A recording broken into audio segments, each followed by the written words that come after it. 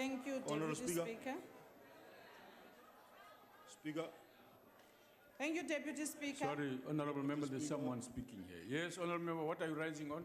Yes, I would like to know if the member of the podium is willing to take a question. Bring it on.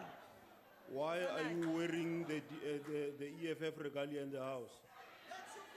Honourable Member, please proceed. Deputy Speaker, I don't think that deserves an answer. I will not honor it. Deputy Speaker, isizathu sibe lapha namhlanje is not about SASSA paying out money or grants to the people on the 1st of April. Kodwa isizathu esisibeka apha namhlanje is a matter of principle. Isizathu esisibeka apha namhlanje is a matter of abantu from president we-ANC no Minister Bathabile Dlamini abangafuni ukumamela i-court. While a lot can be said about the social grant crisis, we must not be misled, and South Africans must know. It is only a sick government that is willing to put in jeopardy the only social security that exists for more than 17 million South Africans who depend on these grants for food. It is only when we have a constitutional delinquent as a president that ministers and government officials will willy-nilly ignore the constitutional court. What is a fact is that Minister Bathabile Dlamini has done everything in her powers, including undermining the constitutional court, to ensure that the country has no other option. Please take your seat. Yes, Honourable Member. Honourable Member on the podium has referred to His Excellency President Zuma as a constitutional delinquent, and we would like him to remove that. It's a political statement, Honourable Member. Thank you. Proceed, Honourable Member. Thank you.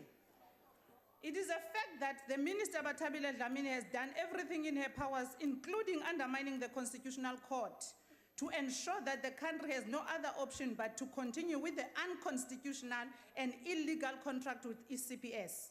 Let alone the fact that this contract has been declared unconstitutional and illegal more than 2 years ago. What is a fact is that Minister Bathabile Dlamini went further to prevent the CEO and SASSA and the former DG who resigned because of toxic working relationship with the minister to do the right thing and obey the constitutional court ruling. What is also a fact that is confirmed by the National Treasury and the Minister of Finance at Scopa this morning is a fact that the Minister Bathabile Dlamini has been hell-bent in undermining the National Treasury's assistance in putting and solving the crisis. We are being held ransom, we are being robbed, we are being disrespected, and all of this because of parasital attitude, greed, and corruption. The ANC is insulting our intelligence, and it is insulting the voters. It is now clear for everyone to see that the ANC is not only anti-black, but is also anti-poor. We are facing here the money laundering scheme by CPS, Green Road, and SASSA. The 10 million that has been accrued, what are you doing with it?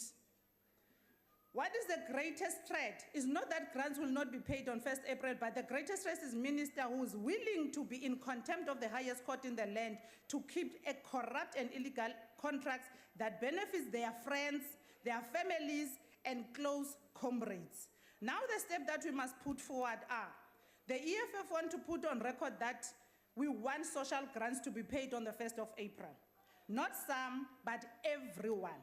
The EFF reiterate that under no circumstances should SASSA and Department of Social Development enter into a contract with CPS or anyone that is in violation of provisions of the constitutions.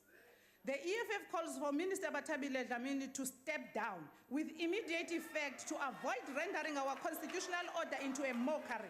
The minister's conduct in this whole saga is not only despicable, but must be condemned.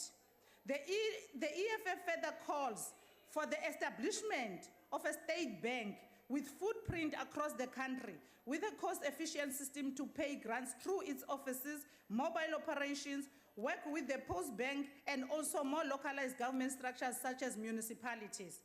It is such crisis that reminds us why is the key government to build capacity and not outsource critical functions such as payment of social grants. You must go.